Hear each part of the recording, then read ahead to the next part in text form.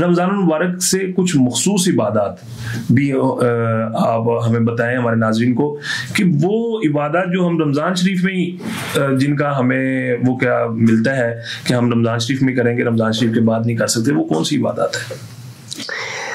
رمضان المبارک میں ایک تو فرض روزے ہیں جو رمضان میں ہی رکھے جاتے ہیں، اور رمضان میں اگر نہ رکھ سکیں تو بعد میں ان کی قضا ہوتی ہے، کفارہ ہوتا ہے، لیکن فرضیت رمضان میں ہے۔ اگر کسی کا رمضان کا ایک روزہ بھی چھوٹ گیا ہے اور وہ سارے سال بھی روزے رکھتا رہے تو اس ایک روزے کی کمی کو پورا نہیں کر سکتا۔ آپ اندازہ لگائیں کہ رمضان کے مہینے میں عبادت کا کتنا ثواب ہے، اور پھر رمضان میں تراویح ہے، تراویح کو آپ غیر رمضان میں ادا نہیں کر سکتے۔ اعتکاف جو ہے جس کا کہا گیا ہے، ٹھیک ہے آپ اعتکاف کبھی بھی کر سکتے ہیں، لیکن جو ثواب اس اعتکاف پہ ہے وہ نفلی اعتکاف پہ نہیں ہے۔ تو شب قدر ہے اس کے اندر، اور پھر قرآن پاک اللہ رب العزت نے اتارا، نازل کیا، شہر رمضان الذی انزل فیہ القرآن، اسی مہینے میں قرآن پاک اتارا گیا۔ قرآن پاک کی تو ویسے ہی تلاوت باعث برکت ہے اور باعث رحمت ہے، اور اس مہینے جو مہینہ ہی قرآن کا ہے اس میں قرآن پاک کی تلاوت پہ بہت زیادہ اجر و ثواب ہے۔ مصطفیٰ آپ نے ہمیں عبادات کا بتا کے موضوع بھی دے دی ہے آج کی پوڈ کاسٹ میں، ہم ان تمام عبادات پہ بھی آج بات کریں گے۔ سب سے پہلے ہم رمضان المبارک سے منسوب جو سب سے بڑی عبادت ہے کہ اس میں مسلمانوں پر روزے فرض کیے گئے، ہم روزے کی فرضیت پہ بات کریں گے۔ آپ ہمیں بتائیں کہ کیا یہ پہلے بھی وہ کیا روزے اسلام سے پہلے بھی جو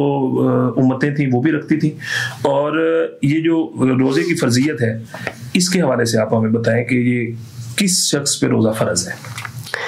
دیکھیں قرآن پاک میں اللہ رب العزت فرماتے ہیں یا ایھا الذین آمنوا کتب علیکم الصیام کما کتب علی الذین من قبلکم،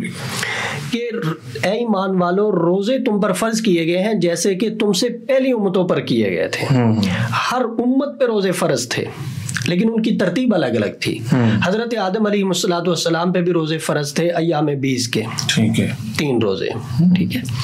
اور اس کے بعد باقی امتوں پہ بھی اسی طرح فرض تھے۔ ہر مذہب کے اندر روزے تھے۔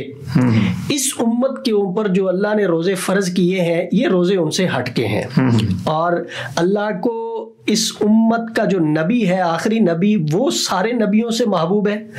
اسی طرح یہ امت بھی اللہ کو ساری امتوں سے محبوب ہے۔ تو اللہ نے یہ جو رمضان کے روزے اس امت پہ فرض کیے ہیں یہ باقی امتوں سے ہٹ کے ہیں، اور باقی امتوں سے زیادہ فضیلت اور فوقیت اللہ نے اس امت کو دی ہے۔ سب رمضان المبارک کے روزے فرض ہے، فرض لفظ سے ہی اس کی اہمیت کا اندازہ ہو جاتا ہے، لیکن آپ ہمارے ناظرین کو یہ بتائیں کہ کس صورت میں روزہ چھوڑنے کی گنجائش موجود ہے؟ دیکھیں روزہ ہر مسلمان عاقل بالغ مرد عورت کے اوپر فرض ہے، چھوڑنے کی گنجائش نہیں ہے۔ گنجائش بنتی ہے، اللہ نے رخصت دی ہوئی ہے، ٹھیک ہے۔ دیکھیں عبادات میں روزے کو تیسرے نمبر پہ فرض کیا گیا ہے، ٹھیک ہے۔ سب سے پہلے اللہ نے نماز کا حکم دیا، نماز فرض ہوئی مسلمانوں کے اوپر، یہ ہلکی عبادت ہے، ٹھیک ہے۔ اس کے بعد زکوٰۃ کا حکم نازل ہوا، اور پھر تیسرے نمبر پہ روزے کا حکم نازل ہوا، اور روزہ بھی قطع کلام ہلکی آپ طبیعت کے اوپر بوجھل پن کے حوالے سے بات کر رہے ہیں کہ نماز جو ہلکی عبادت ہے اس میں کوئی زیادہ مشقت نہیں ہے نا، ہاں مشقت نہیں ہے، وضو کرنا ہے اللہ کے حضور سجدہ ریز ہونا ہے، آپ نے فجر پڑھنی ہے 10 منٹ میں پڑھ لیں گے، آپ نے ظہر پڑھنی ہے 15 منٹ لگ جائیں گے، اس اعتبار سے ہلکی اس اعتبار سے ہے کہ انسان کا وقت بھی کم لگتا ہے، ٹھیک ہے، محنت مشقت والا کام بھی نہیں ہوتا، اور پیسہ روپے بھی خرچ نہیں ہوتا، ٹھیک ہے۔ تو نماز کے بعد زکوٰۃ آئی، اور زکوٰۃ کے بعد روزے۔ اللہ نے اس امت پہ روزے ایک دم سے ہی 30 فرض نہیں کر دیے، پہلے ہی حکم تھا کہ روزے رکھنے، کوئی رکھے کوئی چھوڑے، آہستہ آہستہ جب ترتیب میں آیا گیا تو پھر، اور یہ بھی حضور علیہ السلام جب مکہ میں تھے آپ نے تبلیغ کی اس وقت روزہ نہیں تھا، اب ہجرت کر کے مدینہ منورہ آئے ہیں تب روزے فرض ہوئے۔